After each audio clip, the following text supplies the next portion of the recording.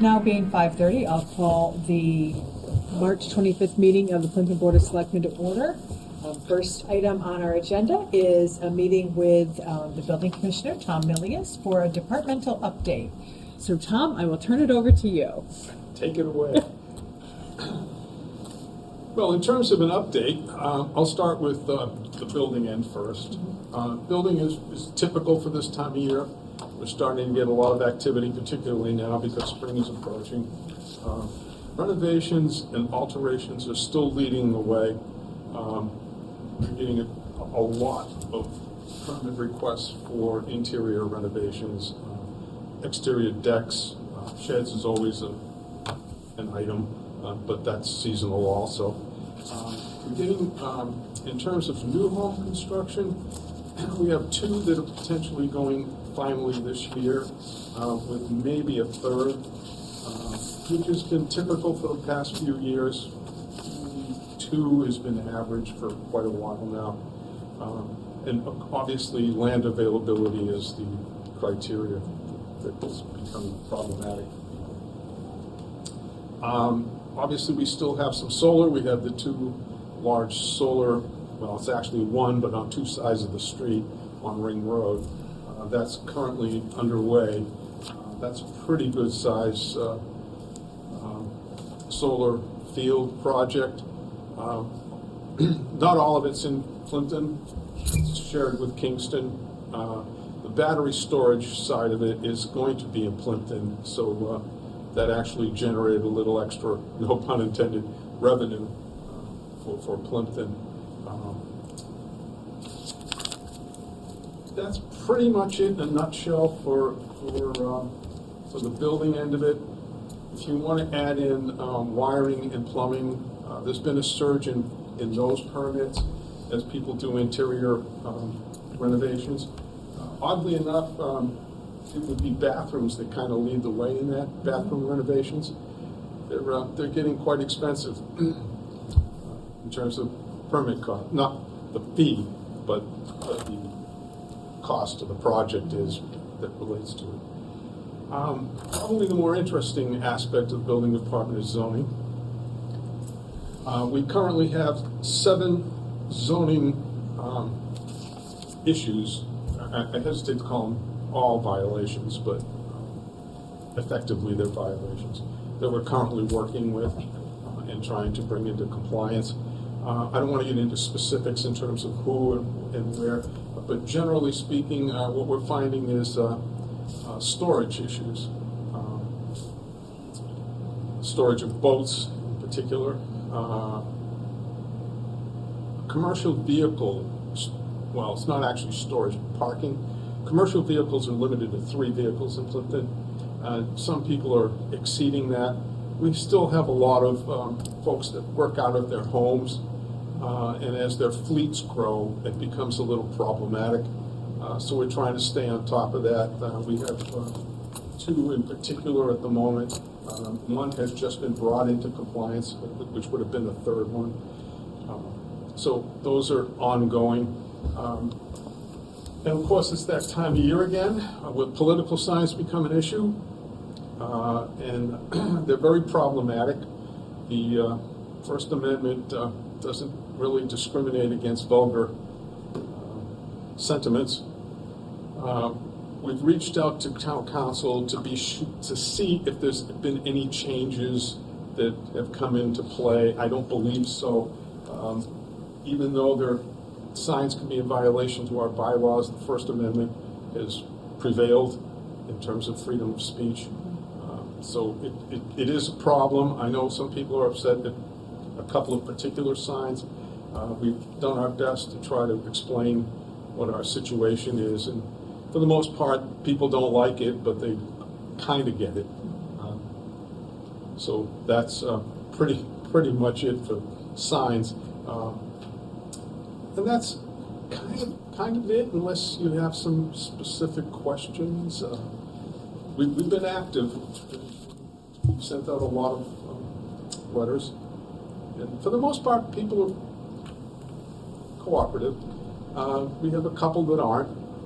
We've had to pursue the legal end of it so as to, in one case, request an administrative search warrant. In one other case, we mentioned that that would be our next step. You can't just go on people's property. Although, we do now have the benefit of a terrific mapping, not a mapping system, but a viewing system that is a mapping system that has incredible detail, which has been very helpful. As a matter of fact, it's hard not to stay on it too long because it's that good. So if a complaint comes in, we have the opportunity now to at least get a good overview, bird's eye kind of picture, and see if there's real reason to pursue it. Not that people like to just call frivolously, but lots of times the complaints aren't really all that legitimate. But if it is, we will pursue it. Again, that's pretty much it. And I know I've said this a lot of times before, the best zoning is the zoning you never hear about. That's always been what I thought and accurate. Have any particular questions? I'd be happy to. I got a couple. I wasn't aware that, I thought the battery storage on Ring Road was going to be in Kingston. No, it's on the Plympton side. It's on the easterly side of the road. I guess my concern around is, I know Carver was looking at battery storage in terms of zoning correctly, making sure the right regulations were in place. And they drew it back and put together a committee to go look at it specifically. And I was hoping we would kind of get some input from that, because it's been contentious in other places, because from my understanding is, if the fire department has a problem there, pulls up, they can't put water on it. No. It only increases the problem. That would also apply to the panels, because we're dealing with electricity. I think a lot of it comes down to proximity. It has to, the ability to be as remote as possible. The Ring Road property, from the standpoint of Plympton, is pretty remote. It is. Right over, almost to the line in the bog area, so it is pretty remote. The standards are pretty well set. I'm not familiar with what you're discussing in terms of what Carver has done or not done. Could you reach out to them? Certainly could. Just see if I'm... Yeah, happy to do it. Yeah. That'd be interesting to see. Because we know of another situation where it might arise that, and that one would be more within Plympton proper. Yeah. I just think we ought to have our act together before we do it. All the solar fields, if they didn't start out with battery storage, will probably convert to some battery storage. Yeah. Because that's what makes it more palatable to the energy companies. Sure. To have a more even flow of product. I can see it makes sense from their perspective and maybe from ours, but I do worry about the safety aspect of it. It's a legitimate concern. I got one other thing. I've been trying to get the owner of this North Plympton Cemetery to allow the town to go in and maintain it. This is the cemetery when you come in 106 from Kingston. It's directly on the right in Plympton.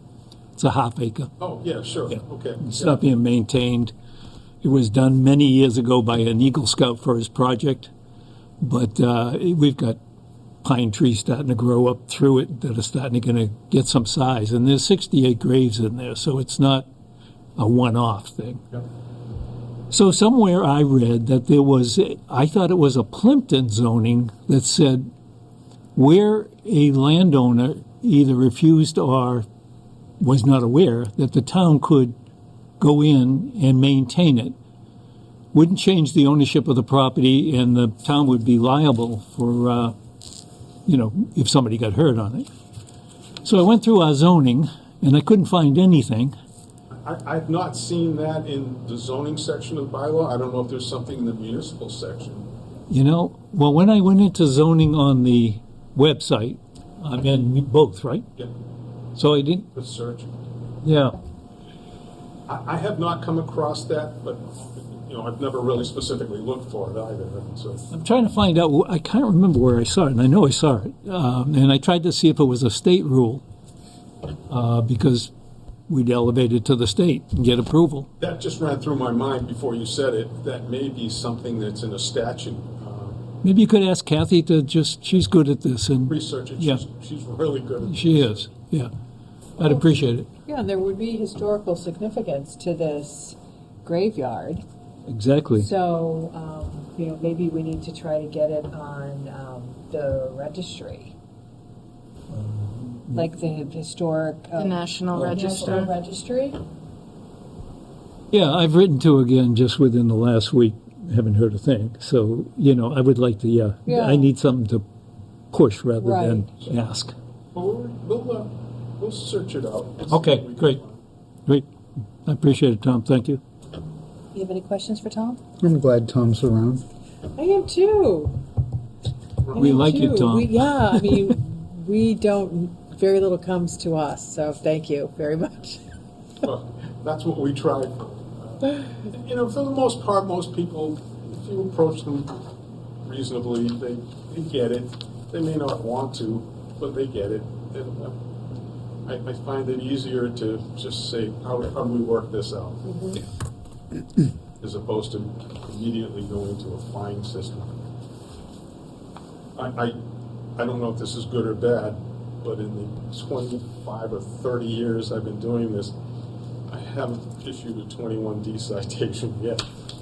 I sent letters to threaten me. Whatever that's worth. Like I said, I don't know if it's good or bad. I value what you were doing. The approach. Sorry, that's what I appreciate most, the kind of moderation and thinking things through and some flexibility and using that as a style to get stuff done. Well, it's worked for me. I don't know if it works for everybody, but it's worked for me. My MO, if you will. Well, I think we all appreciate it, that it's working, so thank you very much for that. Did we have to do something else? Oh, there was There was the some Oh. correspondence? Yes, perfecting the lien. statement of claim execution. Okay. So if you just want to take that out of order while Tom's here. So this is in correspondence, and this is relative to the property at 274 Main Street. Tom did a wonderful job working with the estate of Mr. Eldridge Right. on having that hazardous structure removed, and everything worked out very well. That said, we have to fill out this form in order to perfect the lien, and council has advised that it's just part of the process. But again, we've had no issues with the property owner. They've been very good to work with, and Tom, you did a great job with that. Thank you. You did. So a lot of work went into that, and discussion back and forth with council and with the different vendors that Tom obtained pricing from and everything. So I would just ask that you take a vote to execute this statement of claim so that town council can move forward with perfecting the lien. Okay. Any questions for Liz or Tom? No? All right, I'll make a motion that we execute the statement of claim on lien on the 274 Main Street property. Second. All right, all in favor? Aye. Aye. Aye. Thank you. Thank you. If you're done with me, I'm Thank you, Tom, very much. Thanks for coming in. my pleasure. Thanks. We appreciate the update. Have a good rest of the meeting. Yeah, thank you. Tomorrow. All right, so next item on the agenda is notice of intent to award, and this is the townhouse roof project front portion. So this is for the front portion of the townhouse roof that is due to be replaced, and we have already appropriated the funds for this project back at town meeting last year. And I would recommend, and this is after consult with our architect, designing consultant, and the Town Properties Committee, as well as Tom Milius. He looked everything over as well. The recommendation is for you to take a vote to issue a notice of intent to award to Cape Cod Builders, Inc., and that is in the amount of $192,000, and that includes alternate one with the contract, which is for the use of spray foam insulation. And who's the vendor, Liz? Cape Cod Builders, Inc. And they were the lowest price with alternate one added to the contract, and all of their references and everything have been vetted by our architect designer. Okay. Any questions? No. For Liz on this one? No. All right, I'll make the motion to vote to, what is this, issue? Approve? Issue a notice of Notice of intent to intent to award the roof project to Cape Cod Builders Incorporated for $192,000, and that includes insulation? Yes. Okay. Second. All right, roll call vote? Yes. All in favor? Aye. And this will allow them to go out and get the proper bonds and produce the required insurance paperwork, and that will all happen before we sign a contract with Right. them. And timeline? They hope to get started as soon as possible, Good. move as quickly as we can. We already have the funds in place, so hopefully it's a straightforward project and we can move forward. And all the shingles will match. Amazing. Yes. That'd be nice. All right, next item is annual and special town meeting preparations. So we have been busy at work on annual and special town meeting prep. The warrants close today. End of the day today. We did get a couple last minute articles in from Silver Lake Regional. And I believe that everything else, I'd be surprised if anything else came in this Okay. evening. It's open until 8 p.m., right? Yeah. Okay. And those are for the annual town meeting. We had, though, decided back when we opened them that we would close the special the same date. Okay, all right. And the articles you got from Silver Lake are for the annual? There for the annual, Okay. correct. Great, thank you. All right, any questions Nope. for Liz? Good. All right. All right, Bree, how about warrants paid? $15,889.71. Thank you, Bree. All right, Liz, do you have any updates for us? Really, we've been busy with budgets and town meeting work and figuring out some different funding sources. So that's taking up the bulk of my time. I am waiting to hear back from our vendor with Green Communities to see about getting that application in for this new funding cycle that just opened up. They were checking out some stuff at the highway department. They had hoped to maybe be able to revisit the library project, but I think we exhausted some of our rebates and our benefits when we Okay. did the first heat pump system at the library, so I don't know that that's going to materialize, but they are looking at stuff at highway right now. And then we have a few things in correspondence. So we already took care of the statement of claim execution. The next item is Labor Council rate acknowledgement, and this is acknowledging the hourly rate of $2.25 per hour, which is what we currently pay to our existing attorney. And this will just open it up that if we have different labor relation matters that maybe we don't want to use the current firm, if for whatever reason we wanted to go with this other law firm, which is Mead, Tallerman, and Costa, we would have the ability to do so because we have signed off that we understand what the hourly rate is. So I would just be looking for you to take a quick vote just to authorize me to sign this document acknowledging their hourly rate. All right, I'll make a motion that we authorize Liz to sign the Labor Council rate acknowledgement from, what's that? Mead, Tallerman, and Costa. Mead, Tallerman, and Costa for Labor Council services. Second. All in favor? Aye. Aye. And then we have two use of town property requests. The first one is from Siobhan Green, and it is for Sunday, April 7th at the Old Townhouse for a meditation event from 8 a.m. to 4 p.m.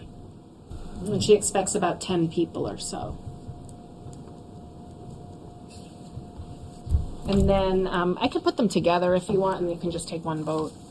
Then the other one is from Mike Slauson, Plympton Public Library, and this is for April 13th from 12:30 p.m. to 2:30 p.m. And this is for use of this room, the Deborah Sampson room, for approximately 15 people, and they are going to work on a baking program with how to make sourdough starter. Wow. Two nice projects. Yes. All right, any questions or concerns No. about either one of these? Nope. Okay, I'll make a motion that we authorize Siobhan Green and Mike Slauson to use the Old Town House and the Deborah Sampson Room respectively for their projects that they have scheduled, pending all of the necessary sign-offs by other departments if required. Second. All in favor? Aye. Aye. All right, so it looks like, anything else, Liz, in correspondence? Okay, all right, on to minutes. So Mark provided the minutes from from open session. John, did you get a chance to read those? I did.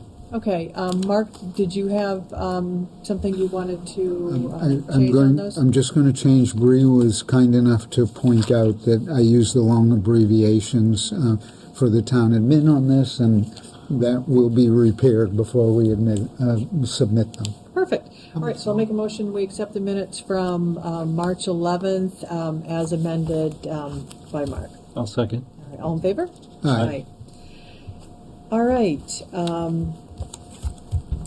Our next meeting is 4/8, and then followed by 4/22. We do have a executive session tonight, so we'll do our raves, and then upon completion of all of our open session business, which will be completed when we do our raves, we will go into executive session, and then upon completion of executive session, we'll adjourn. So would you like to go first with your raves? I always go first. I know.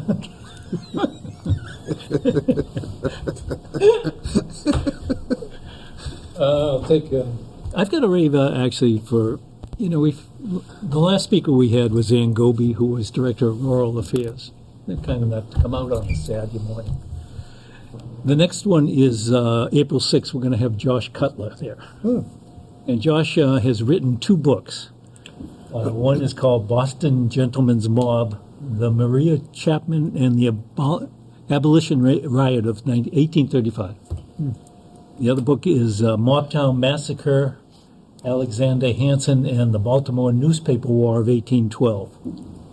So he's going to also talk about his new position as Undersecretary of Labor. So combination of 2. I'm not sure how we're going to weave through it, but we will. So excited that speakers are still willing to come out from the state level and talk to us. That sounds very interesting. Yeah. He must be a history buff. No, he must. Oh, he is. Oh, yes. Yeah. He's into it. Yeah, I never knew Yeah. that he. Yeah. You can buy him on Amazon. All right. Very good. Do you have a rave tonight? I do, in fact, and my rave is for the correspondence and the people that crafted it last week, the correspondence to the school committee about our position, what we would be able to afford. I thought it was incredibly clear and teased out a lot of complex issues and was helpful and constructive. And so I salute the correspondence itself. I salute the chair of the Selectmen, the chair of the Finance Committee, and Liz for putting that together. And I think maybe it really moved things along, and not to go on, but I think sort of reading between the lines was our willingness and our commitment to for high quality education, and equally understanding that as essential as that is, there are essential town services that we need to be able to afford as well. And so I appreciated that weighing, balancing all those conflicting issues, that it was really, really well done. So I salute that. Well, that was in Maryland. I just rode in on the coattails on Oh, that one. man, those were good They coattails. were very good. They did the hard work. My rave is going to be for Liz. This has been an extremely challenging budget cycle, and you have risen to the challenge and been extremely creative in ways that you have come up with funding projects and moving things around to make it work. So thank you so much. Oh, You thank are a great ambassador for the Board of Selectmen in the town, with both internally and with our external partners as well, the school, basically. So thank you very much, Liz. Thank you. Can I second? Can I second Yes, that? yeah. I think John will want to second it too. It's, Oh, you get a 3-0 vote on that? yeah. Thank you. Woohoo! I think we have one more correspondence item that I didn't have over here. It's for Okay. Brian Kling. His animal inspector appointment is the one with the different dates Okay. than normal. Oh, yeah. So if you don't mind taking that vote, and then Sure. if we need to, we can even relist it on the next agenda and just take another vote vote. to ratify it, but I just don't want his paperwork to lapse. Okay, any questions for Liz? Okay, all right, so I'll make a motion that we appoint Brian Kling as the Inspector of Animals, effective date May 1st until 4/30/2025.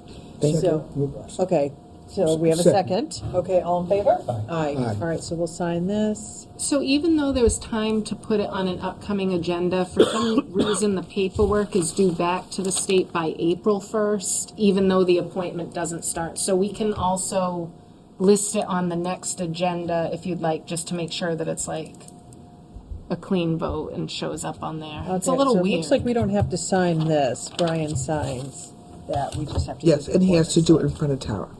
Okay, I think it's why I thank you. had Brian on it. Yeah, it's odd that they need it back so quickly. They just sent it out Thank March you. 4th. All right, so Excuse me one moment. Second was Mark still? second was Mark on that one. You did his second on the minutes. though. Just want to Thank sign you. That's all. Yeah, once you sign those, yeah. So we have completed our open session agenda for the evening. So I will make a motion that we go into executive session, and that's for purpose 2, which is to conduct strategy sessions and preparations for negotiations with non-union personnel, or to conduct collective bargaining sessions or contract negotiations with non-union personnel. And we will be discussing today police union and fire union contracts. So motion to go into executive session for purpose 2, and upon completion of executive session, we will adjourn. Second. Second, okay, roll call vote, Mr. Yes. Trainer? Mrs. Joy, yes? Mr. Russo? Yes. All right, so we'll go into executive session.